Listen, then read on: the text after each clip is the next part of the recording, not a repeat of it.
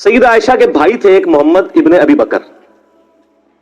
ان کو حضرت معاویہ رضی اللہ تعالیٰ عنہ نے قتل کروایا تھا۔ محمد بن ابی بکر 9 ہجری میں پیدا ہوئے ہیں اور 30 سال سے کم ان کی عمر تھی کہ ان کو قتل کر دیا گیا، اور ان کا بیٹا ایک ہی تھا قاسم، اور قاسم کی جو آگے سے بیٹی تھی وہ تھی فاطمہ، جو امام جعفر صادق علیہ السلام کی ماں ہے۔ اکثر سنی بڑے فخر سے کہہ رہے ہوتے ہیں اہل بیت کے امام جو ہے وہ تو حضرت ابوبکر صدیق کی اولاد میں سے ہے۔ سر، حضرت ابوبکر صدیق رضی اللہ تعالیٰ عنہ کی وہ اس اولاد سے ہیں جو بنو امیہ کے بہت مخالف تھی، وہ عام والی وہ اولاد نہیں ہے۔ سمجھ رہی بات کی؟ اس کی حدیثیں ہیں بخاری میں قاسم کی، جو محمد بن ابی بکر کا بیٹا ہے۔ اچھا میرے بھائیوں، جو محمد ابن ابی بکر ہے نا رضی اللہ تعالیٰ عنہ علیہ السلام، یہ کوئی عام بندہ نہیں ہے، یہ سیدنا ابو بکر کے وہ بیٹے ہیں جو نبی علیہ السلام کے آخری حج کے دوران پیدا ہوئے تھے، اور ان کی والدہ اسما بنت امیس نبی علیہ السلام کے ساتھ حج کے لیے تشریف لے گئی تھی، اور بخاری مسلم میں موجود ہے کہ اس دوران وہ کہتے ہیں میں نے محمد کو جنا۔ ماشاءاللہ۔ تو نبی علیہ السلام نے ان کو دیکھا ہوا ہے، ان کی زیارت نبی علیہ السلام نے کی ہے، انہوں نے نبی علیہ السلام کی زیارت کی ہوئی ہے، لیکن اپنی شیر خارگی کی عمر میں۔ صحابی بھی آپ کہہ سکتے ہیں، تابعی تو ہے ہی ہیں، بہر نبی علیہ السلام نے آمنا سامنا ہوا ہے۔ اچھا، پھر سیدنا ابوبکر تو فوت ہو گئے 13 ہجری کے اندر، تو اس وقت ان کی عمر آلموسٹ 4 سال تھی، چھوٹے سے بچے تھے۔ تو ان کی جو والدہ تھی نا اسما بنت امیس، حضرت ابوبکر کی وفات کے بعد حضرت علی نے ان سے شادی کر لی۔ اب حضرت علی نے جب شادی کی تو ان کی ساری پرورش محمد بن ابی بکر کی کس نے کی؟ مولا علی نے۔ اس لیے جنگ جمل میں اور جنگ صفین میں یہ حضرت علی کے کمانڈر تھے، اور یہی تھے جو سیدہ عائشہ کو جا کے سمجھاتے تھے حجرے میں کہ بہن تو کس طرف چل پڑی ہے، اور یہی وہ تھے کہ جب مولا علی نے سیدہ عائشہ کو احترام کے ساتھ جمل میں شکست کے بعد جب واپس مدینہ شریف روانہ کیا تو محمد بن ابی بکر کو ساتھ بھیجا تھا کہ تم اپنی بہن کے ساتھ جاؤ۔ تو سیدہ عائشہ کی ان سے ایک بڑا اس اعتبار سے شغف بھی تھا، یہ بڑے ہمدرد بھی تھے۔ تو یہ محمد بن ابی بکر رحمہ اللہ تعالی ورضی اللہ تعالی عنہ وہ علیہ السلام کی کلیریفیکیشن اس حوالے سے ضروری تھی، اور دیکھ لیں صرف 30 سال کی عمر میں وہ شہید ہوئے، لیکن آتی دنیا کے لیے اپنا اثر چھوڑ گئے۔ اللہ تعالیٰ ان سے راضی ہو، قیامت والے دن اللہ تعالیٰ ہمیں ایسے اپنے نیک بندوں کا ساتھ نصیب فرمائے، آمین ثم آمین۔ تو ان کو حضرت علی نے اپنے دور میں مصر کا گورنر لگایا تھا، اپنے دور خلافت میں۔ قیس بن سعد سے حکومت نہیں سنبھالی جاتی تھی، پیچھے سے مالک اشتر کو بھیجا، اس کو زہر دے کے مروا دیا گیا دشمنوں کی طرف سے۔ تو محمد بن ابی بکر مصر کے گورنر تھے، تو ظاہر کوفے سے دور تھا، شام کی باؤنڈریز لگتی تھی، وہاں سے حضرت معاویہ کی چھاپہ دار جو ٹیمیں ہیں وہ حملے کرتی تھی، تو محمد بن بکر کو قتل کروا دیا، حتیٰ کہ ایک گدھے میں ان کی لاش رکھ کے اس کو آگ لگا دی گئی۔ استغفر اللہ۔ اور یہ اس کے اوپر اجماع ہے، کوئی دنیا میں اس کا انکار نہیں کرے گا، ہماری اہل سنت کی تمام کتابوں میں موجود ہے، جتنی بھی صحابہ کرام کی بایوگرافی پہ لکھی گئی ہیں، آپ چاہے وہ آپ تاریخ طبری پڑھ کے دیکھ لیں، ابن جریر المتوفا 310 ہجری، تاریخ ابن کثیر کی المتوفا 774 ہجری، آپ الاستیاب امام ابن عبد البر کی پڑھ کے دیکھ لیں، المتوفا 468 ہجری، آپ کو ساری کتابوں میں۔ ابن اسیر کی جو ہے اسد الغابہ المتوفا 630 ہجری، جس کی شرح ابن حجر اسقلانی المتوفا 852 ہجری، الاصابہ انہوں نے لکھی، 8000 صحابہ کرام کے حالات زندگی اس میں لکھے ہیں، اردو میں ترجمہ ہو کے آ چکی ہے، آپ اس میں محمد بن ابی بکر کا پڑھ لیں ان کے ساتھ کیا ہوا تھا۔ حتیٰ کہ صحیح مسلم شریف میں بھی اس کا ذکر موجود ہے، انٹرنیشنل نمبر کے مطابق 4722 اشارتاً صحیح مسلم میں آتا ہے۔ اما عائشہ سے ایک بندہ مصر سے ملنے کے لیے آیا تو انہوں نے پوچھا ہاں مصر کے حکمران کی کیا حالت ہے، کیونکہ اما عائشہ کے بھائی کو مار کے تو وہاں حضرت معاویہ نے اپنا حکمران لگا دیا تھا، اور مصر جو ہے وہ چھین لیا تھا حضرت علی سے۔ تو ظاہر ہے جو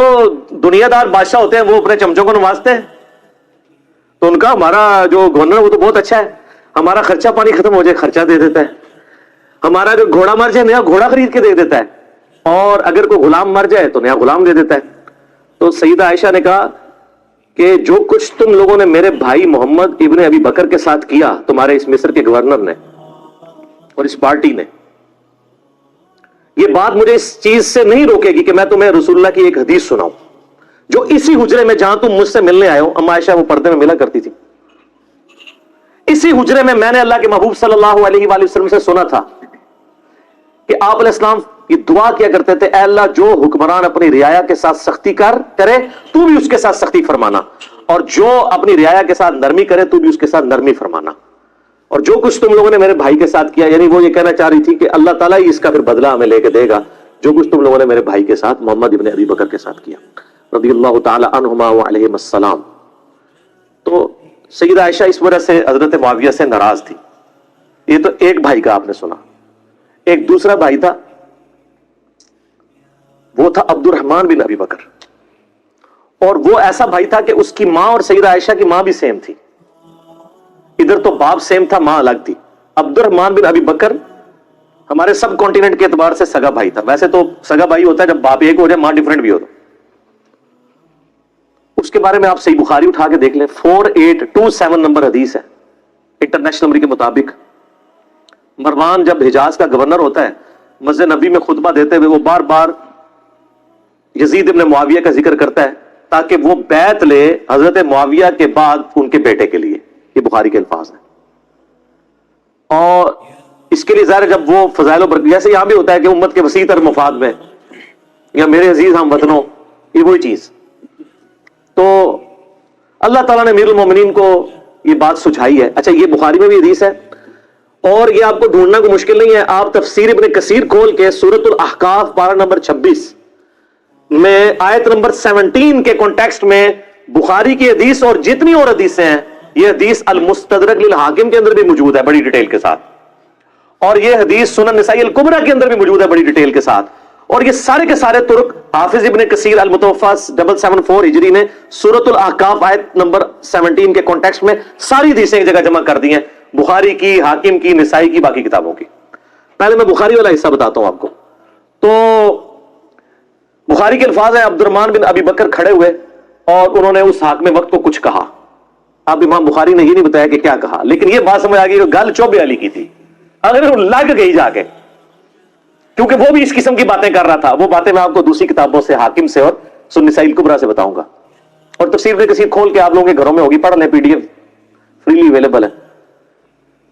تو اس کے بعد بخاری کے الفاظ ہیں کہ وہ مروان کو غصہ آیا، اس نے کہا پکڑو اسے، گرفتار کرو، آج کے دور میں نیب کے حوالے کرو۔ تو سیدنا عبد الرحمن بن بکر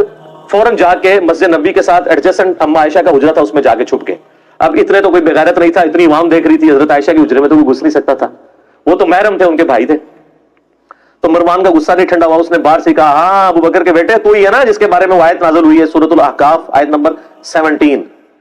کہ یہ کہتا ہے کہ میرے ماں باپ مجھے کہتے ہیں کہ جب ہم مر کے مٹی ہو جائیں گے تو دوبارہ سے زندہ کیے جائیں گے، یہ تو اگلے لوگوں کی کہانی ہے۔ ابو بکر کے بیٹے، یہ تیرے بارے میں نازل ہوئی ہے، تو اپنے ماں باپ کو کہتا تھا کہ قرآن اگلے لوگوں کی کہانی ہے، نعوذ باللہ، کتنا بڑا جھوٹ بولا۔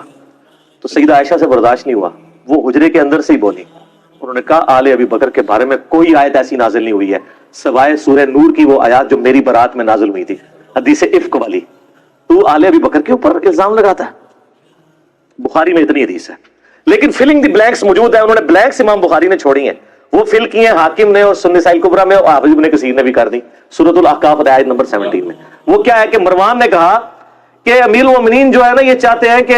اپنے بعد اپنے بیٹے کو نامزد کر دیں، جس طرح کہ ابو بکر نے بھی تو عمر کو نامزد کیا تھا، حالانکہ وہ بھی مشورے سے کیا تھا، اور دوسرا عمر حضرت ابو بکر کے بیٹے تھے، تو کیا وہ مطلب وہ کس طریقے سے ریزیمبلنس بنا رہا تھا، تو اس پہ ابو بکر کے بیٹے کو غصہ تو آنا تھا نا۔ تو ابو بکر کا بیٹا عبد الرحمن بن بکر وہاں کھڑا، اس نے کہا سیدھی طرح کہہ، تیرا امیر المومنین معاویہ کیسر و کسرا کے طریقے پہ چلنا چاہتا ہے، ابو بکر اور عمر کے طریقے پہ نہیں۔ ہائے ہائے ہائے، اے وہ گل سی جڑی بخاری میں لکھا ہے، کچھ کہا اور وہ لگ گئی آگ، انہوں نے کہا پڑھو انہوں، پھر آگے بخاری میں آتا ہے، اور اس میں آگے موجود ہے کہ سیدہ عائشہ نے اندر سے کہا اسکت، چپ کر، بکواس بند کر، آل ابی بکر کے بارے میں کوئی ایسی آیات نازل نہیں ہوئی سوائے میری برات میں۔ اور ان حدیثوں میں آگے موجود ہے، البتہ مروان تیرے بارے میں موجود ہے، جب تو اپنے باپ حکم کی پشت میں تھا، رسول اللہ نے کہا تھا حکم پہ لعنت، اس کی اولاد پہ لعنت، تو اسی لعنت کا ٹکڑا ہے۔ حضور نے تو پہلے ان دونوں باپ بیٹا کو حضور نے مدینہ بدر کر دیا تھا، حضرت ابو بکر کے ساتھ بڑی سفارشیں کی، حضرت عثمان نے واپس لانے کی، کوئی رشتہ دار تھا نہیں آنے دیا، حضرت عمر نے نہیں آنے دیا، پھر حضرت عثمان اپنے دور میں رشتہ داری کی وجہ سے لے آئے، اور حتیٰ کہ اپنی بیٹی کا نکاح بھی مروان سے کر دیا، اور پھر وہی گھاٹے فٹ ہو گیا۔ اسی کی وجہ سے مسلمان رہا پھر حضرت عثمان کے خلاف ہوگی، ایک تلخ حقیقت ہے۔ یوٹیوب پہ میرا کلپ دیکھ لیں، حضرت عثمان کی شہادت کے اصلی اسباب، جعلی اسباب نہیں، جی عبداللہ بن سبا تھا، 40,000 صحابہ اس کے پیچھے لگ گئے، یعنی حضور کے تربیتی یافتہ صحابہ 40,000 ایک ابن سبا نے ان کی مت مار دی. بالکل جھوٹ ہے. میں نے بخاری مسلم سے اپنے پمفلٹ میں جس کا تعارف میں اینڈ پہ کرواؤں گا یہ سارا کچھ کھول دیا ٹروتھ. اچھا اب ظاہر ہے جب یہ دشمنی ہو تو آپ کیا سمجھتے ہیں دشمنی ختم ہوتی ہے؟ ساری اہل سنت کی تاریخی کتابیں جن کا میں نے حوالہ دیا اس میں ملتا ہے کہ عبد الرحمن بن ابی بکر پھر جا کے چھپ گئے. کچھ عرصے بعد کسی غار سے ان کی لاش ملی اور لاش لا کے پھر مکے میں لا کے دفنایا گیا ان کو قبر پہ، قبر کے اندر. اب ظاہر ہے کہ یہ غار میں ایک بندہ چھپا ہوا وہاں سے لاش ملے تو نامعلوم افراد، چند نامعلوم افراد نے، اور وہ نامعلوم افراد کون سے ہو سکتے ہیں؟ ظاہر ہے جو اس سسٹم کے بینیفیشری تھے. ہم نام نہیں کسی کا لیتے. جہاں نام تھا میں نے نام لے کے کہا، جہاں نام نہیں ہے صرف نامعلوم افراد ہے وہ آپ کو خود پتہ چل رہے ہیں کون نامعلوم افراد ہے. حتیٰ کہ جامعہ ترمذی میں موجود ہے 1055 نمبر حدیث انٹرنیشنل نمبر کے مطابق اما عائشہ عبد الرحمن بن ابی بکر کی قبر پہ آئیں، روئیں، وہاں پہ آ کے اشعار پڑھے. وہ بڑے دردناک عربی کے اشعار ہیں کہ ایک زمانہ تھا اے میرے بھائی، ہم اکٹھے ایک گھر میں رہتے تھے، ہم نے کبھی سوچا بھی نہیں تھا ہم ایک دوسرے سے کبھی جدا بھی ہوں گے، اور آج یہ حالت ہے کہ ہمیں یہ یاد بھی نہیں کہ ہم دونوں اکٹھے تھے. اور اگر میں تیری موت کے وقت تیرے پاس موجود ہوتی اور ساتھ یہ کفن دفن والا معاملہ کرتی تو میں تیری قبر پہ بھی نہ آتی، چونکہ تو میری غیر موجودگی میں فوت ہوا ہے اس لیے میں تیری قبر پہ آئی. تو آپ اس پورے سینیریو میں دیکھیں محمد بن ابی بکر کے ساتھ کیا کیا ان لوگوں نے. عبد الرحمن بن ابی بکر کے ساتھ دو بھائی اما عائشہ کے اس طریقے سے دنیا سے رخصت ہوئے.